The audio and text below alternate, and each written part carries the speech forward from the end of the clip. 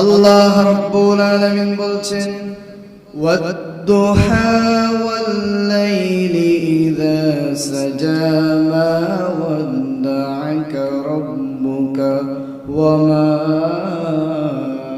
ক্বালা। জোরে পড়েন আল্লাহু আকবার।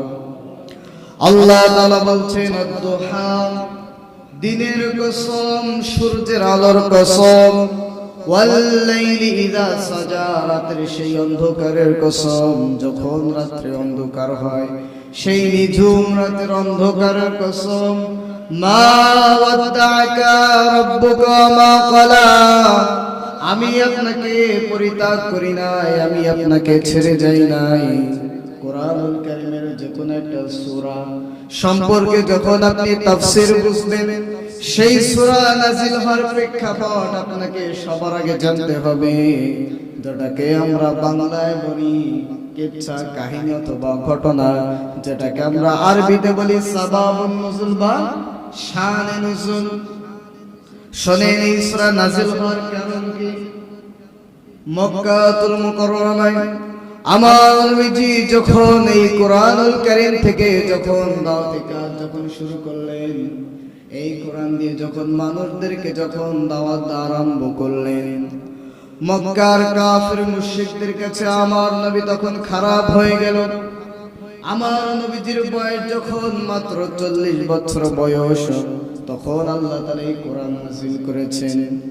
40 রাত পর্যন্ত আমার নবীজি মক্কার কাফির এবং মুশরিকদের কাছে নয়নমণি ছিল। মক্কার কাফিররা বলতো, এই মক্কার ভিতরে যদি কোনো বিশ্বস্ত আমানতদার চরিত্রবান সত্যবাদী যদি কেউ থাকে, সে হচ্ছে মুহাম্মদ, আমরা পড়ছি সাল্লাল্লাহু আলাইহি ওয়াসাল্লাম। তারা বলতেন 40-এর আগে মক্কার ভিতরে যদি কোনো বিশ্বস্ত যদি কোনো ব্যক্তি থাকে, তার নাম মুহাম্মদ, আমরা পড়ছি সাল্লাল্লাহু আলাইহি ওয়াসাল্লাম। কিন্তু যে দেখেন 40-এর পরে দৃশ্যপট কেমন বদলে গেল।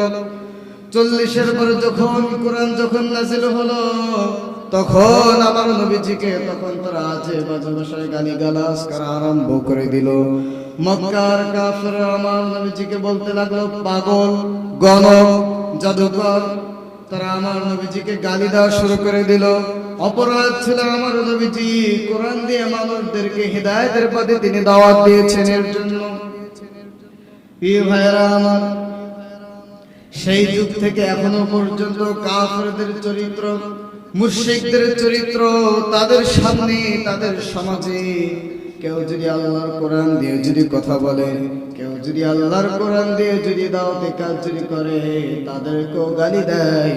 কিন্তু যে ওই যুগের গালি আর এই যুগের গালির ভার্সন শুধুমাত্র চেঞ্জ হয়েছে।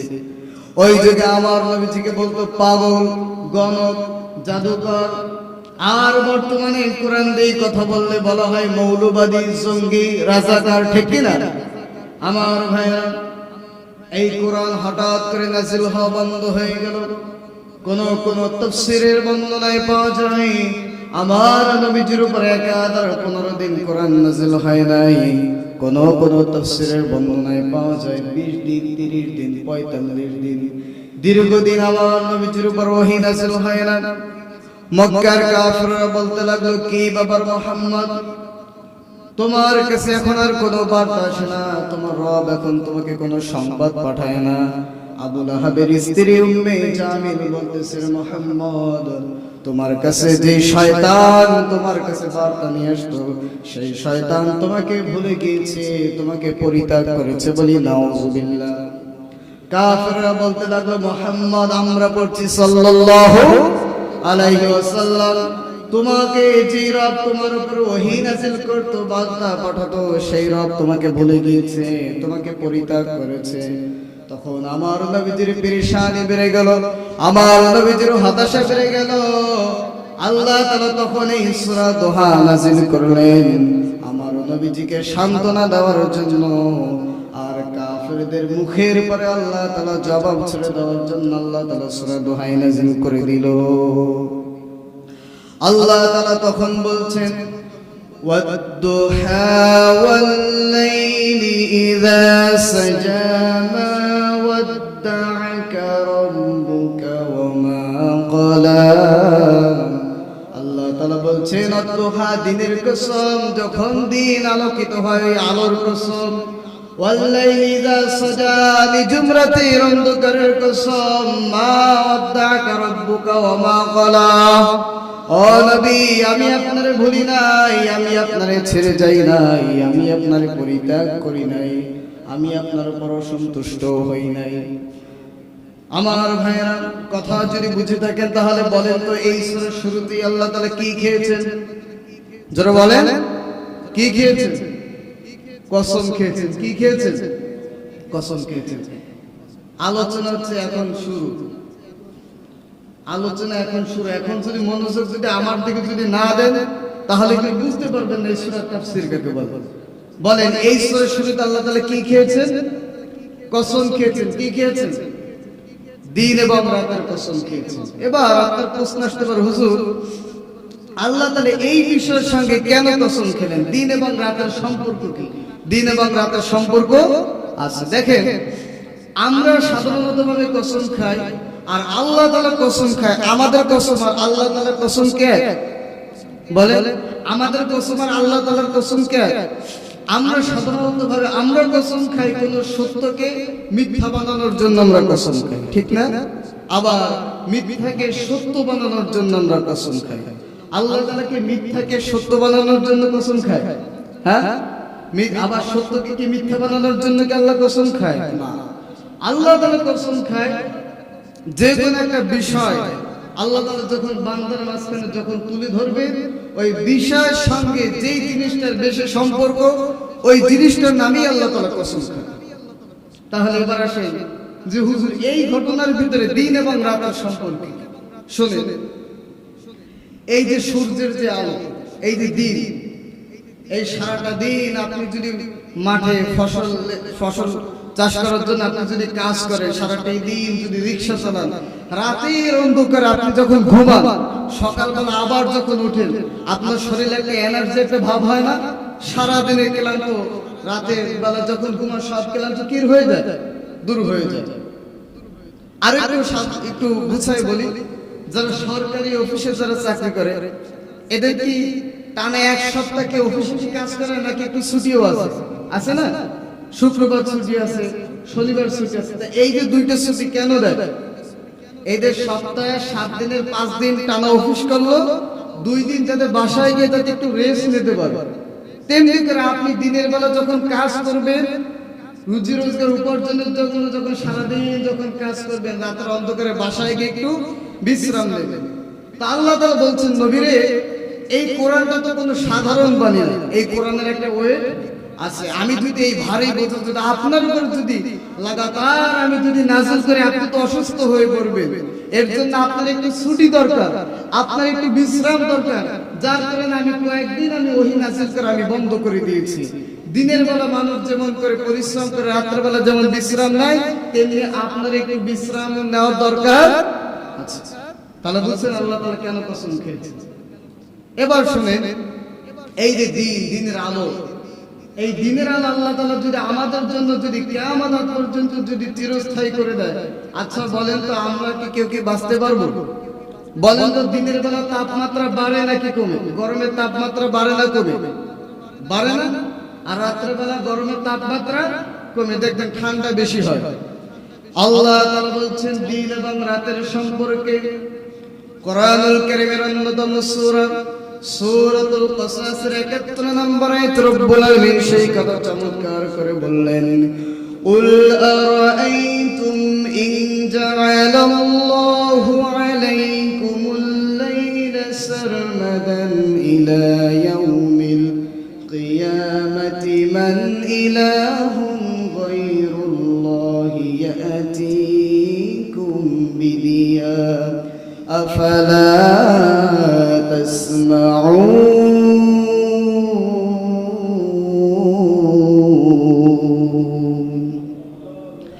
আল্লাহ রাব্বুল আলামিন বলছেন কুল হে নবী আপনি বলেন আমি যদি তোমাদের জন্য যদি কিয়ামত পর্যন্ত যদি রাতের অন্ধকারকে যদি চিরস্থায়ী করে দিই রাতের অন্ধকারকে যদি কিয়ামত পর্যন্ত যদি চিরস্থায়ী করে দিই এমন কোন রব আছে নাকি, এমন কোন প্রভু আছে নাকি, এমন কোন ইলাহ আছে নাকি যে তোমাদেরকে দিনের আলো এনে দিবে?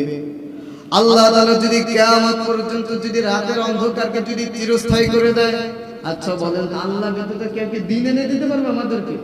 কেউ পারবে না। আল্লাহ তাআলা পরে আয়াতে বলছেন, কুল আরাআইতুম ইন জাআলাল্লাহু আলাইকুমুন নাহার সারমাদান ইলা ইয়াউমিল কিয়ামাতি মান ইলাহুন গায়রুল্লাহি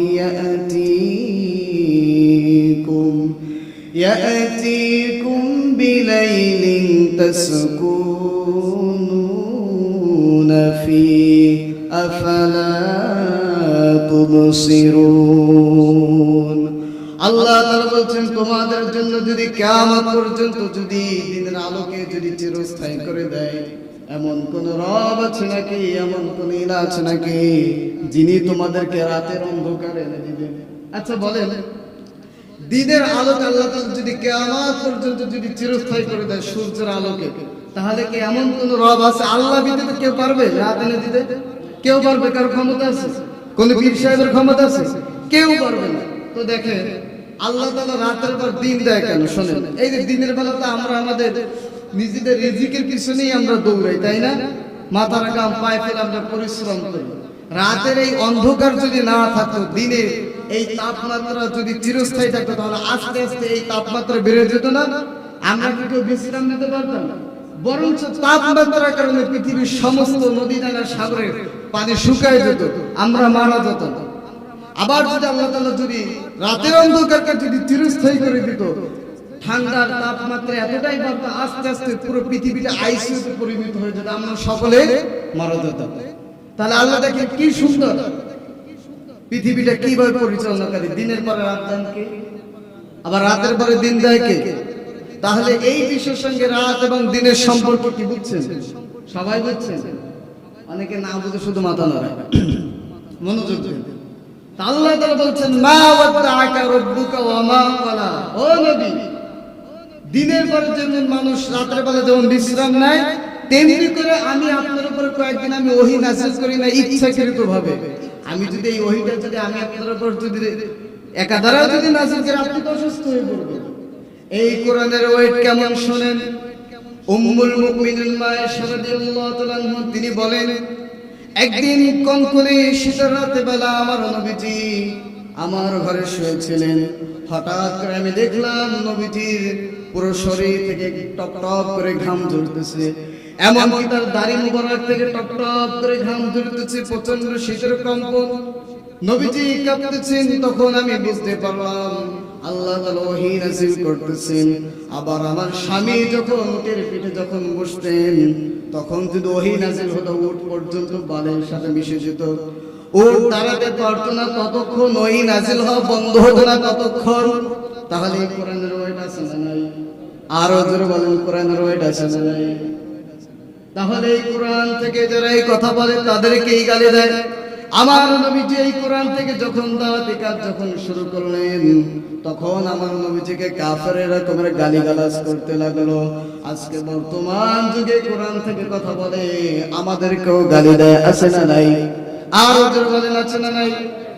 এরপর আল্লাহ তাআলা আমার নবীজিকে বললেন, ও নবী, ওয়ালাল আখিরাতু খায়রুল লাকা মিনাল উলা ওয়ালাসাউফা ইউতিকা রাব্বুকা ফাতারদা। জোরে পড়ে আল্লাহ। আল্লাহ তাআলা বলছেন, ও নবী, ওয়ালাল আখিরাতু খায়রুল লাকা মিনাল উলা। ও নবী, দুনিয়ার জীবনের থেকে আখিরাতের জীবন উত্তম। ওয়ালা সাউফা ইউতিকা রাব্বুকা ফাতারদা। তোমার রব তোমার জন্য চিরে এমন কিছু নিয়ামত রেখেছে যে নিয়ামতগুলো পেলে তুমি সন্তুষ্ট হবে। আল্লাহ তাআলা এই আয়াতে তিনি বুঝাতে যাচ্ছেন, ও নবী, মক্কার জিন্দেগি খুব কঠিন। এই মক্কার ভিতরে আপনি দাওয়াতি কাজ করবেন, বাধা আসবে, বিপদ আসবে, কিন্তু যে ভবিষ্যতে আপনার জন্য আমি সুসংবাদ রেখে দিলাম। আমার নবীজি যখন মক্কা থেকে যখন হিজরত করে যখন মদিনায় যখন চলে গেলেন, আমার নবীজিকে আল্লাহ তাআলা এত মর্যাদা দিলেন, এত নিয়ামত দিলেন। আমার নবীজি 10টা বছর তিনি রাষ্ট্রপতির চেয়ারে ছিলেন। সুবহানাল্লাহ বলেন। আমার নবীজি 10 বছর রাষ্ট্রপতি ছিলেন। তিনি কোরআন দিয়ে তিনি রাষ্ট্র চালিয়েছিলেন। আচ্ছা বলেন তো, নবীজি কি আল্লাহ তাআলার হুকুম ছাড়া একটা কথা একটা কাজ কি করছে? তার 63 বছর জিন্দেগিতে তিনি আল্লাহ তাআলার হুকুম ছাড়া একটা কাজ একটা কথা কি বলছে? তিনি যখন মদিনায় যখন 10 বছর যখন রাষ্ট্রপতি যখন ছিলেন, তখন কি সে কি 10টা বছর মদিনা রাষ্ট্রকে সে কি তার নিজের মতো করে চালিয়েছে, নাকি আল্লাহর সিদ্ধান্তের উপরে? আল্লাহর সিদ্ধান্তের উপরে রাষ্ট্র চালিয়েছেন না? সে আল্লাহর সিদ্ধান্ত আল্লাহ তাআলা কি এমনি এমনি দিয়েছে নাকি কোরআনের মাধ্যমে? আল্লাহর নবীজি 10 বছর কোরআন দিয়ে তিনি রাষ্ট্র চালিয়েছেন, আর আজকে বলা হয় কোরআনের সাথে নাকি রাজনীতির কোনো সম্পর্ক নাই। বলে না এমন কথা? আল্লাহ তাআলা এই দুইটা আয়াত দিয়ে তার নবীকে বলতেছেন, নবী রে, মক্কার জিন্দেগি খুব কঠিন, দাওয়াতি কাজ যদি করেন মার খাওয়া লাগবে, মানুষের কথা শোনা লাগবে ঠিকই, কিন্তু যে আমি আপনাকে ওয়াদা করলাম ভবিষ্যতে আমি আপনাকে এমন নিয়ামত দেব যে নিয়ামত পেয়ে আপনি খুশি হয়ে যাবেন। সুবহানাল্লাহ। এরপর আল্লাহ তাআলা আয়াতের ভিতরে আবার বলতেছেন, ও নবী, ওয়ালাল আখিরাতু খায়রুল লাকা মিনাল উলা, দুনিয়ার চেয়ে আখিরাতের জীবন উত্তম। আমি যে আপনাকে যে দুনিয়ার ভিতরে যে সম্মানিত করবে এতটুকুই নয়, দুনিয়ায় আপনার মর্যাদা আছে, আখিরাতেও আরো মর্যাদা আল্লাহ তাআলা বাড়ায় দেবেন। এরপরে আল্লাহ রাব্বুল আলামিন বলছেন, ও নবী, ও নবী শুনেন, আলাম মাজিদকা ইয়াতীমান ফাআওয়া, ও নবী আমি কি আপনাকে আমি এতিম অবস্থায় আমি আপনাকে কি পাইনি? তখন তো আমি আপনাকে ছেড়ে দিইনি। আল্লাহ তাআলা তার রাসূলের শৈশবের কথা মনে করে দিলেন, নবী রে, আপনি যখন দুনিয়াতে যখন এসেছেন তখন তো আপনি তো এতিম ছিলেন। আপনি যখন দুনিয়া এসেছিলেন আপনার বাবা ছিল না। দুনিয়াতে যখন এসেছিলেন 1টা বছর, 2টা বছর, 3টা বছর এরকমের করতে করতে 6 বছর যখন আপনার হলো, দুনিয়া থেকে আপনার মা চলে গেল। এরপরে যখন 8 বছরে যখন পা রাখলেন আপনার দাদাও চলে গেল। আপনি তো দুনিয়ার ভিতরে আপনি তো এতিম ছিলেন, আমি তো তখন আপনাকে ছেড়ে যাই নাই। তাহলে আপনি কেমন করে ভাবলেন কয়েকদিন ওহী নাযিল করি নাই আমি আপনাকে ছেড়ে দিয়েছি? কাফেররা আপনাকে বলতেছে যে মুহাম্মদ তোমার রব তোমাকে ছেড়ে দিয়েছে। আপনি এতটুকু ভাবতে পারেন নাই যে আপনি যখন এতিম ছিলেন, ছোট ছিলেন, তখন আমি আপনাকে ছেড়ে দেইনি, এখন আপনাকে আমি ছেড়ে দেব? আল্লাহ তাআলা তার নবীর শৈশবের কথা মনে করিয়ে দিলেন। এরপর আল্লাহ তাআলা কি বলছেন শুনেন, আল্লাহ রাব্বুল আলামিন বলছেন, ওয়া ওয়াজাদাকা দাল্লান ফাহাদা। আল্লাহ তাআলা বলছেন, ও নবী আপনি যখন ছিলেন ছোট ছিলেন, যখন বড় হলেন, যখন তরুণ যুবক যখন হলেন, তখন আপনি সন্ধান না পাওয়া অবস্থায় ছিলেন। আমি আল্লাহ তাআলা আপনার উপরে এই কোরআনের মাধ্যমে আমি আপনাকে পথ দেখিয়ে দিয়েছি। সুবহানাল্লাহ। আল্লাহ তাআলা বলছেন, ও নবী আপনি যখন যুবক ছিলেন, তরুণ যুবক যখন ছিলেন, তখন আপনি জানতেন না যে আপনার জন্য কোনটা সঠিক আর কোনটা বেঠিক, আপনি পথ জানতেন না। যখন আপনার 40 বছর বয়স তখন আমি আল্লাহ তাআলা এই কোরআন নাযিল করে আমি আপনাকে পথ দেখাই দিলাম। তাহলে বুঝা গেল এই কোরআন হচ্ছে যে আমাদের একমাত্র পথ দেখানোর কারিগর হচ্ছে এই কোরআন। বিশ্বাস হয় আপনাদের? আল্লাহ তাআলা এই কথা শুধুমাত্র তার রাসূলকে বলতেছেন, আমাদেরকে বলতেছেন যে এই কোরআন হচ্ছে যে তোমাদের একমাত্র পথ দেখার কারিগর হচ্ছে এই কোরআন।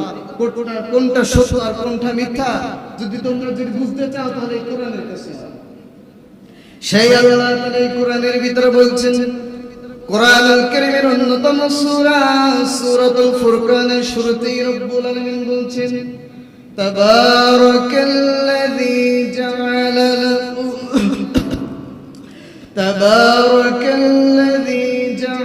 লাকুম কুরআন। আল্লাহ তাআলা বলছেন, আমি তো সেই মহান স্রষ্টা। তাবারাকাল্লাযী জাআলা ফিস সামাই বুরুজান ওয়া জাআলা ফিহা সিরাজান ওয়া কমারান মুনীরা। আমি তো সেই মহান সত্তা, আমি তো সেই মহান সত্তা যিনি আমার বান্দাকে পথ দেখানোর জন্য, রাস্তা দেখানোর জন্য, কোনটা সত্য রাস্তা আর কোনটা মিথ্যার রাস্তা, এই রাস্তা দেখানোর জন্য আমি আল্লাহ তাআলা কোরআন নাযিল করেছি। সুবহানাল্লাহ। কার কথা? আরো জোরে বলেন, কার কথা? আল্লাহ তাআলা বলছেন, ও নবী, আমি তো পথ দেখানোর জন্য আমি তো কোরআন নাযিল করেছি। আবার আল্লাহ তাআলা অন্য জায়গায় বলছেন, তাহা মা আনজালনা আলাইকাল কুরআনা লিতাশকা। আল্লাহ তাআলা বলছেন, এই কোরআন আমি নাযিল করেছি মার খাওয়ার জন্য নয়, এই কোরআন আমি নাযিল করেছি লিতাশকা, অপমান হওয়ার জন্য না। আমি কোরআনটা নাযিল করেছি মানুষদেরকে সত্য মিথ্যার পথ দেখাবেন। আর আমার এই কোরআন যেই জায়গা থাকবে সেই জায়গা থাকবে পবিত্র, সম্মানিত। এই কোরআন যেই জায়গা থাকবে সেই জায়গাটা কি থাকবে? জোরে বলেন, সম্মানিত থাকবে। দুনিয়ায় আল্লাহ তাআলা অসংখ্য পয়গম্বর আল্লাহ তাআলা তিনি পাঠিয়েছেন, আর অনেকগুলো কিতাব আল্লাহ তাআলা নাযিল করেছেন। তো যেই নবী যতদিন ছিল দুনিয়ায়, তার কিতাবের দায়িত্ব আল্লাহ তাআলা ততদিন নিয়েছিলেন। নবীও নাই, কিতাবের মর্যাদাও নাই। যেমন দেখেন, ঈসা আলাইহিস সালামের উপর যে কিতাবটা নাযিল হয়েছে সেই কিতাবের নাম কি? ইনজিল। কি দেখেন, ঈসা আলাইহিস সালাম এখন আছে দুনিয়ায়, উনি কিন্তু নাই। ওনার কিতাব দেখেন, ইনজিলের ভিতরে এখন খ্রিস্টানরা ওদের নিজেদের কেচ্চাকাইলে ঢুকায়া পুরো একেবারে নষ্ট করে ফেলছে। তাহলে তার কিতাবের এখন কি মর্যাদা আছে দুনিয়ায়? বলেন, মুসা আলাইহিস সালামের যে কিতাব তাওরাত, তার কি এখন মর্যাদা আছে? নাই।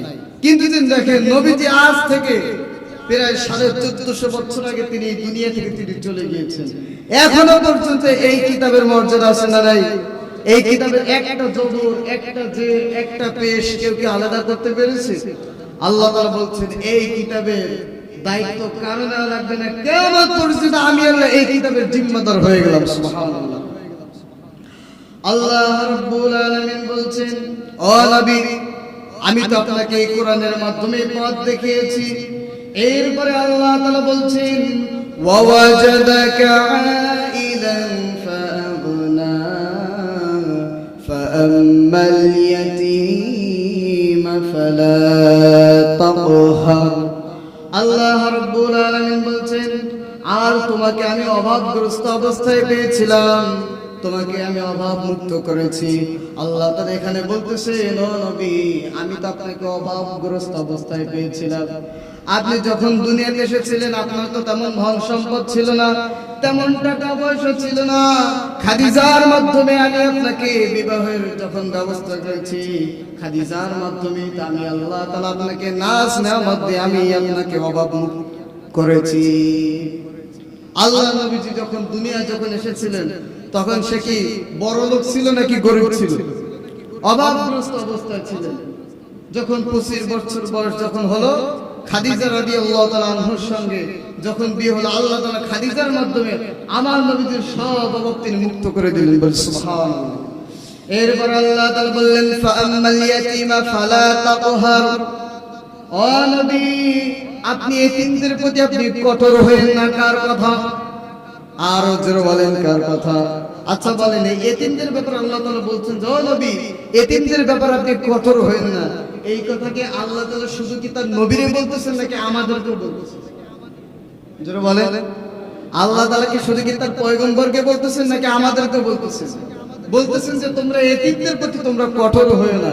আজকে দেখেন, এতিমদের প্রতি কঠোর আমরা কিভাবে হই? বিশেষ করে কয়েকটা ফ্যামিলির ভিতরে দেখা যায়, যাদের ভিতরে 2 ভাই 3 ভাই 4 ভাই যারা আছে, অনেক সময় দেখা যায় বড় ভাই বা এক ভাই মারা গেছে, তার ছেলে পেলে দুনিয়া আছে, তাদের ভাগের যে সম্পত্তি এগুলো চাচারা মেরে খায়। আছে না নাই? আছে। এই এলাকার ভিতরে আছে, এই এলাকার ভিতরেও আছে। আবার দেখা যায় অনেক সময় বাবা জন্মের আগে দুনিয়া থেকে চলে গিয়েছে, অনেক ধন সম্পদ রেখে গিয়েছে, ছেলে মেয়ে জানে না, যারা জানে আত্মীয় স্বজনের ভিতরে অনেকে সেই সম্পদ গুলো মেরে খায়। আছে না নাই? আবার বান্দা এতিম গরিব, পাশের বাড়ি একজনের সম্পদের প্রতি লোভ লাগছে, টাকা পয়সা আছে। আজকাল বর্তমান তো নেতারা দেখছেন টাকার কাছে বিক্রি হয়ে যায়, 1000 টাকার একটা নোট ধরাই দিয়া সম্পদ মেরে খেয়ে আছে না নাই? জোরে বলেন আছে না নাই? আল্লাহ তাআলা বলছেন ফাআম্মাল ইয়াতীম, আল্লাহ তাআলা এখানে ইয়াতীম শব্দ ব্যবহার করেছেন। ইয়াতীমা ফালা তাবহার, তাদের প্রতি তোমরা কঠোর হও না। ইয়াতীমদের প্রতি তাদের অর্থ সম্পদ তোমরা মেরে খেও না। যদি পারে ইয়াতীমদের তোমরা তাদের লালন পালনের দায়িত্ব নাও, কারণ আপনি যদি ইয়াতীমের যদি লালন পালনের যদি দায়িত্ব নেন, তাহলে আপনার ব্যাপারে সুসংবাদ দিয়েছেন মুহাম্মদ আমরা প্রতি সাল্লাল্লাহু আলাইহি ওয়াসাল্লাম। নবীজি বলেছেন যে হাতের এই দুইটা আঙ্গুল যেমন করে এক জায়গায় একজন আরেকজনকে ছাড়া, এই যে দুইটা আঙ্গুল, এক আঙ্গুল ছাড়া আরেকটা আঙ্গুলকে আপনি ছিঁড়ে বের করতে পারবেন? ব্যথা পাবেন না? তাহলে দুইটা আঙ্গুল এক না? আল্লাহ তাআলা বলছেন যারা ইয়াতীমদের যারা লালন পালন করে, জান্নাতের ভিতরে আমি নবী আমার সঙ্গে সেই ইয়াতীমের লালন পালন করে ব্যক্তি একসাথে এরকম থাকবে জান্নাতে। আর একটু আস্তে বলেন সুবহানাল্লাহ। এই সাইডে মানুষ আমার কথা মনে হয় বোঝে না, মনে হয় জোরে বলেন না সুবহানাল্লাহ। আমার কথা বুঝতেছেন বলেন, না বলে প্রশ্ন করেন, আমি আরেকটু দরকার ভাঙায় বলবো, আমার সুবিধা হচ্ছে আমি একটু ভিতরে ঢুকতে পারবো। বুঝছেন আমার কথা? আল্লাহ বলতেছেন যে যারা ইয়াতীমদের যারা লালন পালন যারা করবে, জান্নাতে সেই লালন পালনের ব্যক্তি আর আমি এরকম দুই আঙ্গুল যেরকমের এক জায়গা, জান্নাতে আমরা ঠিক এরকমের এক জায়গায় থাকবো। আর যারা ইয়াতীমদেরকে দেখলে যারা ধমক দিবে, জিহ্বা দিয়ে যারা ধমক দিবে, কিয়ামতের দিন আল্লাহ তাআলা তাদের জিহ্বা টেনে বের করে জাহান্নামের আগুনের কেসি দিয়ে তাদের জিহ্বা কেটে ফেলবে। আল্লাহ তাআলা আবার বলছেন যারা ইয়াতীমদেরকে দেখে চোখ রাগাবে, কিয়ামতের দিন তাদের কপালের মাঝখানে জাহান্নামের আগুনের শিক দিয়ে তাদের কপাল তখন ছিদ্র করা হবে। তাহলে ইয়াতীমের হক কি আপনার কেউ কি মেরে খাইছেন নাকি? আবার বলার দরকার নাই। আল্লাহ তাআলা এবার বলছেন মুআম্মাস সাইলা ফালা তানহার, আর সাহায্যকারীকে ধমক দিও না। আল্লাহ তাআলা এখানে বলছেন তোমরা অভাবগ্রস্ত যারা তোমাদের কাছে সাহায্যের জন্য আসে তাদেরকে তোমরা ধমক দিও না। এই কথাই মুফাসসির কিরামরা দুইটা ব্যাখ্যা লিখেছেন।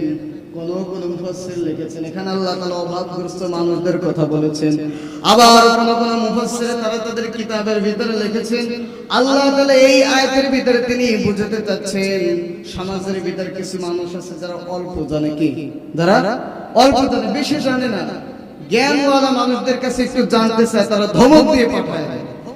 আমাদের সমাজে কিছু মানুষ আছে না, আমি নিজে প্রমাণ, একদিন দেখতেছি এক মুসল্লি আর এক মুসল্লির বলে ঠিক আছে যায় নামাজের দোয়া পড়ো তুই মসজিদে ঢুকছিস। আমার নিজের চোখে দেখছি বলতেছে তুই কি যায় নামাজের দোয়া পড়ো তুই মসজিদে ঢুকছিস। তার মানে কি উনি ধমক দিল না? এখানে আল্লাহ তাআলা বললেন আম্মাস সাইলা ফালা তানহার, তোমরা সাহায্য প্রার্থীকে ধমক দিও না। মুফাসসিরদের কথা বুঝায় যে তোমরা তাদেরকে যদি পারো তাদেরকে বলো, না পারলে তাদেরকে ধমক দিও না। তাহলে এই আয়াতের ভিতর মুফাসসিরে কয়টা কথা বলেছেন? জোরে বলেন কয়টা? একটা হচ্ছে যে তোমরা অভাবগ্রস্ত মানুষদেরকে ধমক দিও না। অনেক সময় দেখবেন অভাবগ্রস্ত মানুষরা আমাদের কাছে আসে সাহায্যের জন্য, আসে না যে ভাই আমি অসুস্থ বা আমার ছেলে অসুস্থ বা আমার এই সমস্যা ওই সমস্যা, আমার একটু সাহায্য করেন। সমাজের ভিতরে কিছু কিছু মানুষ আছে না, নাই এমন লোক আছে না? আল্লাহ তাআলা বলছেন যে তোমরা তাদেরকে ধমক দিও না। এমনকি তোমাদের কাছে কোনো মানুষ যদি কোনো ব্যাপারে যদি জানতে চায়, যদি পারো তাকে বলো, কিন্তু যে তাদেরকে কঠোর ভাষায় তাদেরকে ধমক দিও। এরপর আল্লাহ তাআলা বলছেন শেষের আয়াতে ওয়া আম্মা বিনি'মাতি রাব্বিকা ফাহাদ্দিস, আল্লাহ তাআলা বললেন ও নবী এবং আপনি গোটা জাতির সামনে আমি যে আপনাকে যে এত নিয়ামতগুলো দিলাম এই নিয়ামত সম্পর্কে আপনি বলেন। আমি যে আপনাকে যে এত নিয়ামত দিলাম এই নিয়ামত সম্পর্কে আপনি আপনার উম্মতদেরকে বলেন, গোটা জাতিকে বলেন। দেখেন এই সূরার ভিতরে আল্লাহ তাআলা কয়েকটা নিয়ামতের কথা বলেছেন। যেমন এক নম্বর নিয়ামতের কথা আল্লাহ তাআলা বলছেন ও নবী আপনি যখন এতিম ছিলেন তখন তো আমি আপনাকে ছেড়ে যাইনি, তখন আপনার খেলার জন্য আমি এমন কুদরতে এমন মুজিজে দান করেছি। আপনি যখন ছোট ছিলেন আপনার শাহাদাত আঙ্গুল দিয়ে আপনি এরকম ইশারা দিতেন, চাঁদ ভেঙে দুই টুকরো হয়ে যেত। আল্লাহর নিয়ামত না? বলো ও নবী, আমি আপনাকে এত নিয়ামত দিয়েছি, মক্কায় আপনি এই কোরআন দিয়ে কথা বলার জন্য আপনি মার খাইছেন, পিঠের চামড়া উঠাইছেন, আমি আপনার মদিনায় 10 বছর আপনার আমি রাষ্ট্রপতি বানিয়েছি। এটা আল্লাহর নিয়ামত না? দেখেন আল্লাহ তাআলা এই সূরার ভিতরে নিয়ামতের কথা বলছেন। এরপর বলতেছেন, ও নবী, আপনি তো অভাবগ্রস্ত অবস্থায় ছিলেন, আপনার তো তেমন টাকা পয়সা ছিল না, আপনার তো তেমন ধন সম্পদ ছিল না, আপনাকে আমি খাদিজার মাধ্যমে বিবাহ বন্ধনে আমি আবদ্ধ করে আপনাকে আমি অভাব আমি মুক্তি করে দিয়েছি। সুবহানাল্লাহ, আসতে বলেন। আরে আমার দিকে মনে হচ্ছে এদিকে দিকটা কান কান বুঝি না তো। আল্লাহ তাআলা এখানে তার নিয়ামতের কথা বলতেছেন, ও নবী, এই নিয়ামতগুলো আপনি বলেন। আর আমি শুধু আপনাকে না, বান্দা যখন বিপদে পড়ে তখন আমি বান্দাকে আমি ছেড়ে যাই না, বরঞ্চ বান্দাকে আমি পরীক্ষা করি। যেমন আপনি আমি জন্মের আগে রূহের জগতে ছিলাম না? ছিলাম কি না? রূহের জগতে ছিলাম না? আল্লাহ তাআলা যদি আমাদেরকে যদি ছেড়ে যদি যেতেন, তাহলে জন্মের সময় পৃথিবীতে যখন আসছেন তখন মৃত অবস্থায় আসতে পারতেন না? আল্লাহ তাআলা তো ইচ্ছা করলে আপনারে তো মৃত অবস্থা আপনাকে দুনিয়ায় পাঠাতে পারতো, ঠিক কি না? আল্লাহ যদি ইচ্ছা করতে আপনারা অথবা জীবিত অবস্থায় পাঠাইতে, কিন্তু অন্ধ অবস্থায় দুনিয়ার এই নাজ নিয়ামতগুলো আপনি দেখতে পারতেন না। তাহলে আল্লাহ কি আপনাকে আমাকে ছেড়ে গেছে? আল্লাহ বলতেছেন, আমি আছি, আমি তোমাদেরকে ছেড়ে যাই না। মা ওয়াত্তাকা রাব্বুকা ওয়া মা ক্বালা, আমি ছেড়ে যাই না।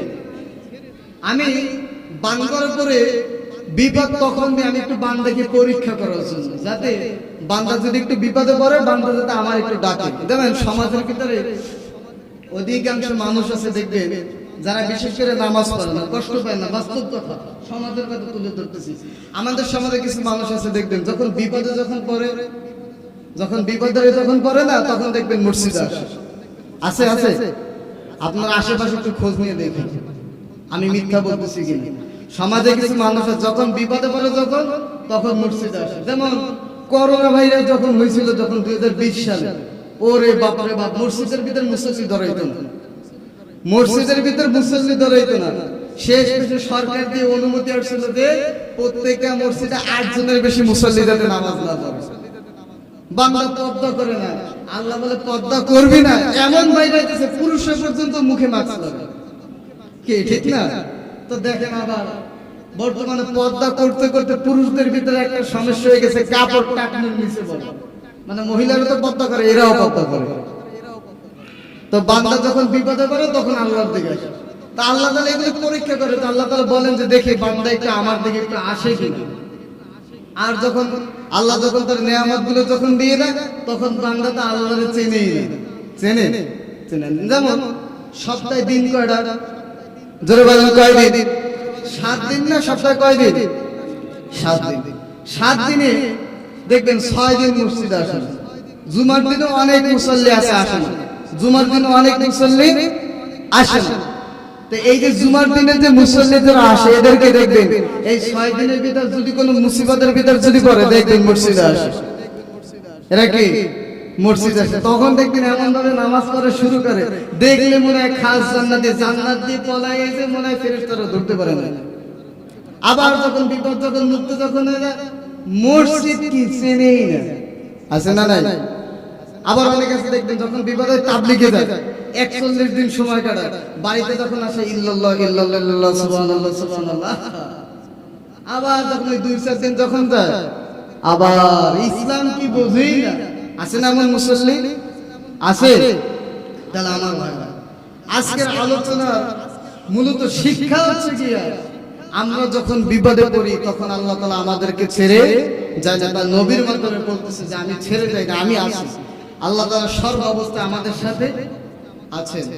আলোচনার আরেকটা শিক্ষা হচ্ছে গিয়া, আমাদেরকে সঠিক পথ দেখার জন্য, চেনার জন্য আল্লাহ তাআলা কোরআন দিয়েছেন। এই কোরআন দিয়ে আমাদের জীবন গড়তে হবে।